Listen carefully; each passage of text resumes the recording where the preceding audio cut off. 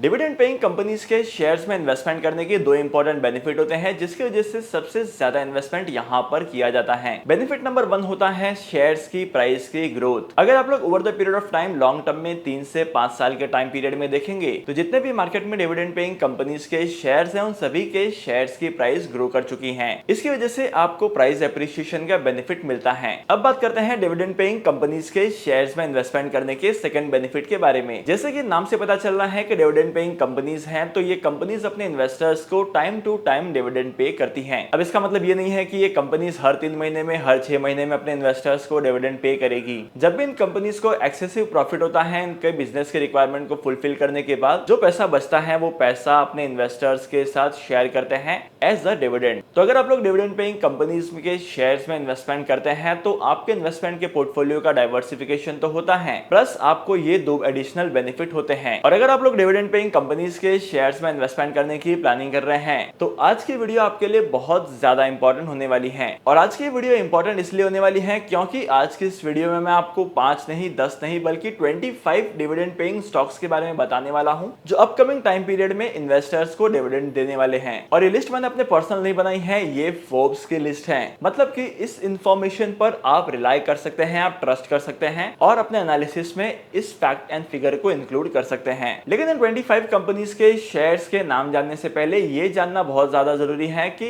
इन companies के shares में investment करने की स्ट्रेटेजी क्या होनी चाहिए। अब देखो, मार्केट में जितने भी डिविडेंड पेइंग कंपनीज के शेयर्स हैं वो अपने इन्वेस्टर्स को अट्रैक्टिव रिटर्न्स के साथ साथ एक फिक्स अमाउंट ऑफ इंटरेस्ट भी देते हैं, जिसकी वजह से फिक्स इनकम का सोर्स बन जाता है। अब इसी वजह से लोग क्या करते हैं, इन्वेस्टमेंट के पोर्टफोलियो का 100% स्टेक इन्हीं इन्वेस्टमेंट ऑप्शन में इन्वेस्टमेंट करते हैं। लेट्स टेक एन एग्जांपल कि इन्वेस्टर्स के पास 1 लाख रुपए इन्वेस्टमेंट करने के लिए है, तो काफी सारे इन्वेस्टर्स क्या करते हैं, सारा का सारा कैपिटल यहीं पर इन्वेस्टमेंट कर देते हैं। लेकिन आपको ऐसा नहीं करना है, ये आपके लिए बहुत ज्यादा रिस्की हो सकता है। फिक्स रिटर्न कमाने के चक्कर में मार्केट में और भी इन्वेस्टमेंट ऑप्शंस हैं जिसे आप लोग स्किप कर जाते हैं। तो आपको आपके इन्वेस्टमेंट के पोर्टफोलियो को डाइवर्सिफाई करना है, अलग अलग सेक्टर्स में इन्वेस्टमेंट करना है। अगर आप किसी भी सेक्टर या स्पेसिफिक सेगमेंट में इन्वेस्टमेंट करते हैं तो वहां पर आपके इन्वेस्टमेंट के पोर्टफोलियो का 10 to 15% से ज्यादा का इन्वेस्टमेंट नहीं करना है। इससे ज्यादा का इन्वेस्टमेंट करेंगे तो आपके पोर्टफोलियो के लिए भी रिस्की होता है। अब सेकंड चीज आपको यह ध्यान रखनी है कि जब भी आप लोग डिविडेंड पेइंग कंपनीज के शेयर्स में इन्वेस्टमेंट करते हैं तो आपको डिविडेंड का अमाउंट नहीं देखना है। मार्केट में जितने भी लोग डिविडेंड पेइंग कंपनीज के शेयर्स में इन्वेस्टमेंट करते हैं उनमें से 80% तक के लोग जो हैं वो इन्वेस्टमेंट सिर्फ इसीलिए करते हैं क्योंकि डिविडेंड पेइंग ऑप्शन होता है। और जब भी इन्वेस्टमेंट करते हैं इन कंपनीज के शेयर्स में तो 80% इन्वेस्टर यही देखते हैं कि कौन से कंपनी के शेयर्स का डिविडेंड का अमाउंट सबसे ज्यादा है। अब जिसका डिविडेंड का अमाउंट ज्यादा होता है उस कंपनी के शेयर में इन्वेस्टमेंट कर लेते हैं, फिर चाहे फंडामेंटल्स कैसे भी हो। लेकिन इन्वेस्टमेंट करने से पहले आपको फंडामेंटल्स को ऑब्जर्व करना है और उसके बाद में इन्वेस्टमेंट करना है। तो चलिए अब हम जानते हैं 25 स्टॉक्स के बारे में। सबसे पहली कंपनी का नाम है 3M इंडिया और इस कंपनी के मैनेजमेंट ने अपने इन्वेस्टर्स के लिए 6850 का डिविडेंड अनाउंस किया है, जहां पर 1600 का तो डिविडेंड है और बाकी के बचे अमाउंट का स्पेशल डिविडेंड है। और अगर आप लोग इस कंपनी के शेयर्स में 5 जुलाई 2024 से पहले इन्वेस्टमेंट करते हैं तो आप इस डिविडेंड के लिए एलिजिबल हो जाएंगे। LTI माइंडट्री के मैनेजमेंट ने अपने इन्वेस्टर्स के लिए 4500 का डिविडेंड अनाउंस किया है, जिसके रिकॉर्ड डेट है 19 जून 2024 और ये फाइनल डिविडेंड है। हीरो मोटोकॉर्प ने अपने इन्वेस्टर्स के लिए 5000 का डिविडेंड अनाउंस किया है, जहां पर 3750 डिविडेंड है और 1250 रुपए का स्पेशल डिविडेंड है। इसकी रिकॉर्ड डेट थी 21 फरवरी 2024। इसके बाद बात करते हैं ओरेकल फाइनेंशियल सर्विसेज की। इसने भी अपने इन्वेस्टर्स के लिए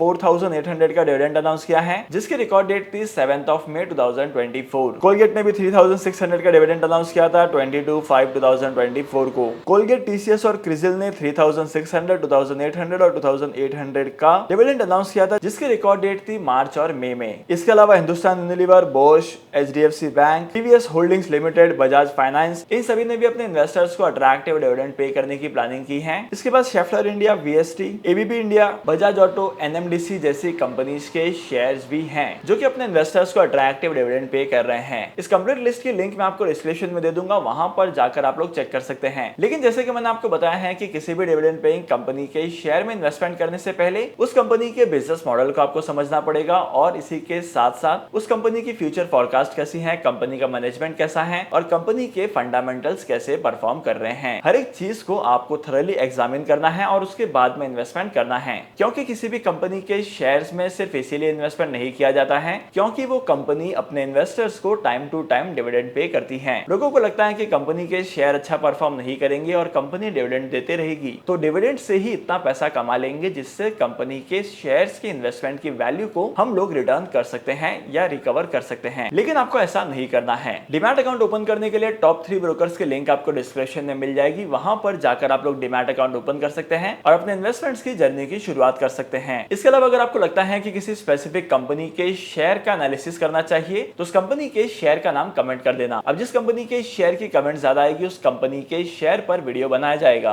तो आज के इस इंपॉर्टेंट वीडियो को यहीं पर खत्म करते हैं। मैं आपको मिलूंगा अगली वीडियो में नए टॉपिक के साथ, एक इंटरेस्टिंग टॉपिक के साथ। तब तक के लिए signing off, happy investing and good bye.